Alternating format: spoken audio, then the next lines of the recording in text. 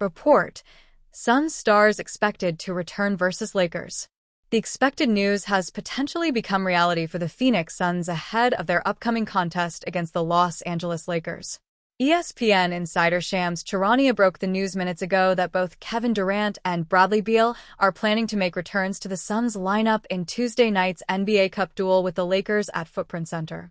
Durant has been out for the Suns since a November 10th loss at the hands of the Sacramento Kings due to a left calf strain suffered in a victory over the Dallas Mavericks, while Beal suffered the same injury in the next game against the Utah Jazz, departing from the contest in the fourth quarter. Calf injuries are typically tricky, so it was wise for the Suns to utilize the near week-long break to reevaluate each player's path to recovery. Durant and Beal have both been instrumental in early season hype surrounding Phoenix, as the squad was 8-1 and potentially the best team in clutch time across the league before the injuries. The Suns have gone 1-6 since, so this possible return could come at a perfect time, especially with the vital group stage match against the Lakers that also carries potential tiebreaker ramifications moving forward. The official injury report that is set to be released by the Suns later Monday could confirm this report, so stay tuned. Sources: Suns Kevin Durant, Bradley Beal plan to return versus Lakers. Durant, 36, started the season on an MVP-caliber track in his 18th season, averaging 27.6 points, 6.6 rebounds, 53.3% shooting, 42.9% from three-point range while leading the Suns to an 8-1 start before his injury. The Suns are 1-6 this season without the two-time NBA Finals MVP. The 31-year-old Beal, a three-time All-Star, is averaging 17.8 points, 4.0 rebounds, and 3.7 assists in his second season with the Suns.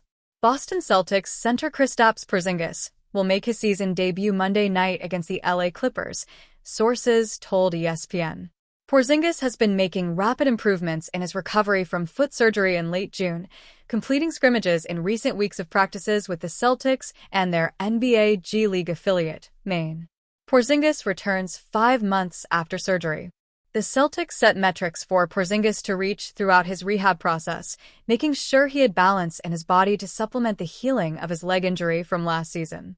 Porzingis arrived to the Celtics in a 2023 offseason trade and became an NBA champion for the first time in dramatic fashion last season. He came back from a calf strain in the first round of the playoffs to play in 3 games in the NBA Finals, including Game 5 after suffering his rare tendon injury in Game 2. Rockets guard Fred VanVleet was fined $50,000 by the NBA on Monday for confronting and directing profane language toward the officiating staff in the waning moments of Houston's loss to the Portland Trail Blazers on Saturday.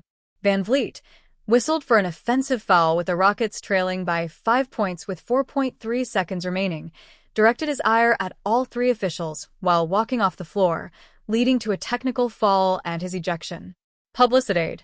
Near the end of his tirade, VanVleet nearly touched the face of an official while pointing at him as he walked off the floor in the 104-98 loss. VanVleet was ejected on 1 technical foul for his vulgar language and pointing at all 3 officials, crew chief Courtney Kirkland explained to a Pool reporter after the game.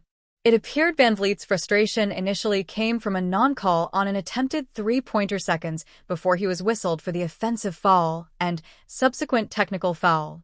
Kirkland explained that after video review, officials saw the defender did close space and did make contact with the hip of VanVleet and a foul should have been called, adding the foul would have been a 2-shot foul and not a shooting foul on a 3-pointer, which would have provided the guard an opportunity to tie the game from the free throw line. A 9th-year veteran, VanVleet ranks 3rd in scoring, 14.5 points per game for the Rockets, shooting 39.4% from the field while leading the team in assists, 6.1. Charlotte Hornets forward Grant Williams sustained season-ending tears to the ACL, meniscus, and associated ligaments in his right knee, sources told ESPN on Sunday. Williams, who is averaging 10.4 points, 5.1 rebounds, and 2.3 assists per game this season, was injured late in the fourth quarter of Saturday's 125-119 loss to the Milwaukee Bucks when he was driving to the basket with just under 4 minutes remaining. The Hornets on Sunday only said that a preliminary diagnosis revealed an ACL tear and that Williams would be out indefinitely. In his 6th NBA season, Williams had established himself as a veteran leader for the Hornets and a starter alongside LaMelo Ball, Brandon Miller, and Miles Bridges. Williams joined the Hornets in a trade deadline deal from the Dallas Mavericks last season. Fresh off a 3-game layoff, Spurs star Victor Wembanyama exhibited rust early, only to catch a groove late in pushing San Antonio to its second-largest comeback win of the season, a 104-94 triumph over the Golden State Warriors. "I thought he was a grown man in the fourth quarter," Spurs interim coach Mitch Johnson said of Wembanyama. 3 days after rallying from 20 down to defeat the Utah Jazz, the Spurs bounced back Saturday from a 17-point deficit to shock the Warriors, who were playing the second night of a back-to-back set. San Antonio's performance marked the first time since 2017 that it overcame 15-plus point deficits in consecutive contests. Suns Durant, Beal on track to return Tuesday. Injured Suns stars Kevin Durant and Bradley Beal intend to return to Phoenix's lineup on Tuesday when the team faces the Lakers in an NBA Cup matchup, reports Shams Charania of ESPN, Twitter link. Durant and Beal have both been sidelined due to left calf strains. Durant last played on November 8, having missed the Suns' past 7 games, while Beal has been out since November 12 and has been inactive for the club's past 5 contests. Reporting on Friday indicated that both players were full participants in practice and were targeting Tuesday for their respective returns. The Suns won 8 of their first 9 games this season with Durant in the lineup and the star forward playing at his usual All-NBA level, averaging 27.6 points, 6.6 rebounds, 3.4 assists, and 1.4 blocks per night with an excellent shooting line of .553/.429/.836. However, Phoenix has lost 6 of 7 games with Durant on the shelf, including all 5 since Beal went down. The Suns are still firmly in the midst of the Western Conference playoff race at 9-7, but the hope is that having all 3 of their stars, Durant, Beal, and Devin Booker, back in the lineup will help fuel another hot streak. Tuesday's game against the Lakers is the third in a 6-game homestand. The Suns will host the Nets on Wednesday, the Warriors on Saturday, and the Spurs on Tuesday before heading back out on the road to New Orleans, Miami, and Orlando. The Suns will have to win on Tuesday if they hope to advance to the knockout round of the NBA Cup. They're 1-1 in the in-season tournament so far, while the 2-0 Lakers are the only undefeated team in West Group B. A win tomorrow would give Phoenix the tiebreaker edge over LA. Suns star power restored as Durant and Beal ready to take the floor. The wait seems to finally be over. According to ESPN's Shams Charania, the Phoenix Suns are set to regain the services of both Kevin Durant and Bradley Beal. The duo has been sorely missed, with Beal sitting out the past 6 games and Durant sidelined for 7, as both battled calf injuries. "I feel great. Excited about tomorrow and to get back going," Beal said after practice on Monday. Their return couldn't come at a more crucial time for a Suns team desperate to steady the ship and regain their early season momentum. The team opened the season 8-1, riding a 7-game winning streak that launched them to the 2nd seed in the Western Conference. Then injuries hit, derailing their rhythm. Kevin Durant went down with a calf injury, the same issue that sidelined him during the 2024 Paris Olympic warm-up games, where he didn't take the court until the competition officially began in July. With Durant's history, including a catastrophic Achilles injury, the Suns have every reason to exercise extreme caution when it comes to his recovery. Just 1 game later, it was Bradley Beal's turn to go down, straining his calf and sidelining him for the next 6 games. Without Durant and Beal, the Suns stumbled to a 1-6 record, struggling mightily on both ends of the floor. Offensively, they lacked direction, while defensively, they failed to impose any sort of resistance. The players tasked with stepping up in their absence fell short, unable to shoulder the burden left by the 2 stars. As a result, the team's early season success evaporated, plummeting them from the 2nd seed in the Western Conference to 8th, where they currently find themselves clawing to stay afloat. Both Durant and Beal appear ready to make their return on Tuesday night, just in time for an NBA Cup matchup against the Los Angeles Lakers. The Suns and Lakers have split their season series 1-1 so far, and this game presents an opportunity for Phoenix to reset after an unusual 6-day break. That pause followed a grueling stretch of 7 games in 10 nights, leaving the Suns in desperate need of rest. And now, reinforcements. With Durant and Beal back in the lineup, the team has a prime chance to rediscover their rhythm and steer themselves back toward their winning ways. Dalton Knecht making promising progress in area Lakers are desperate for help. Los Angeles Lakers rookie Dalton Knecht has been rewriting narratives his entire career. Overlooked since high school, Knecht has gone from the JUCO ranks to the Big Sky to the SEC and ultimately the NBA, each time being undervalued by his critics. Lakers fans are quickly learning what's gotten Knecht as far as he's already traveled, a work ethic that has him determined to erase his flaws. Knecht went from off the radar to SEC Player of the Year, but even then, he fell beyond the lottery range at the 2024 NBA Draft. His offense has already blown his skeptics away during his first season with the Lakers, including the 37-point eruption he produced against the Utah Jazz. According to Ron Gutterman of Lakers Nation, head coach J.J. Redick believes Knecht's steady improvement has been evident on both ends of the floor. I think he's improving his physicality, both on and off the ball. I've seen some improvement, but I think that's the biggest part of the learning curve for a rookie is being able to make multiple decisions in a short amount of time during a possession and then going back and doing it again on another possession. It's hard. It's hard to pick up the pattern recognition. It's hard to do. Redick continued, discussing how he and the coaching staff can help Knecht continue to improve on defense and speaking to the untapped potential his rookie possesses.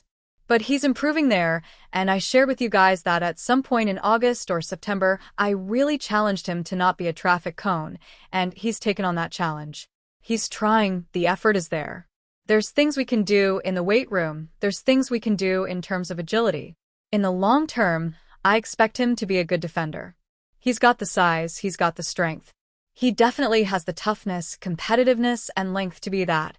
Knecht is far more than just a three-point shooter on offense, but he has all of the tools to excel in a 3 and D capacity, making his additional skills quite intriguing to consider.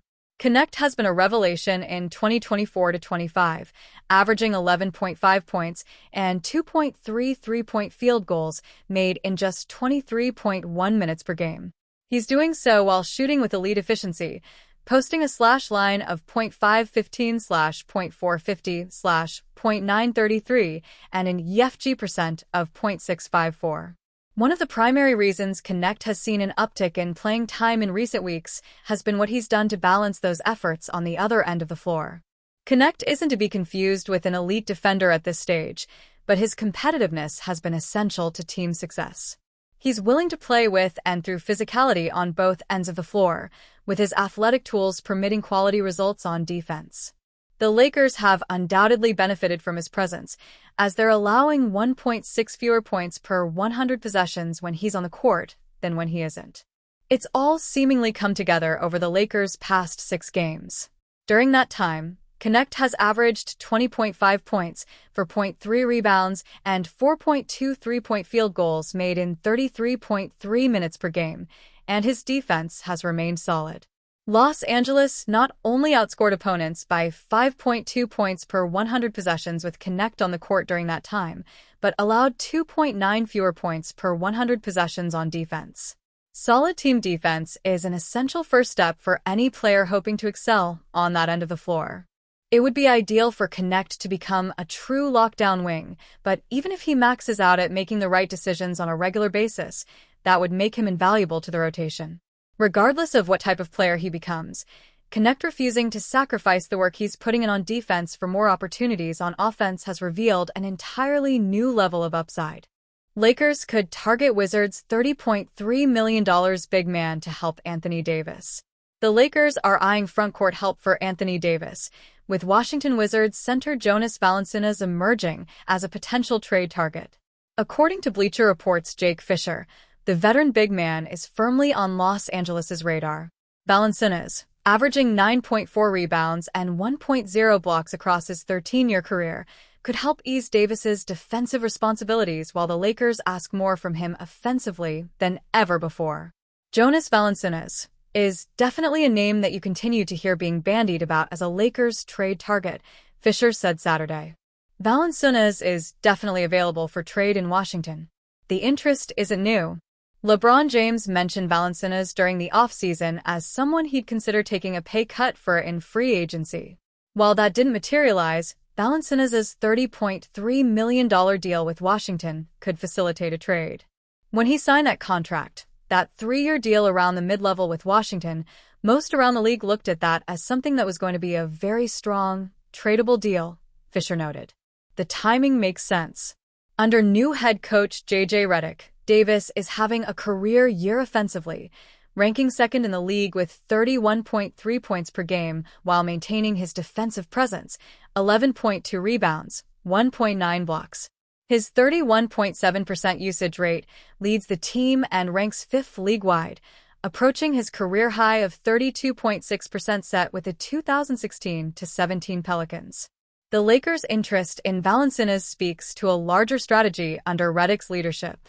While Davis's offensive explosion has powered their strong start, sustaining that production through a grueling 82-game season requires thoughtful roster management.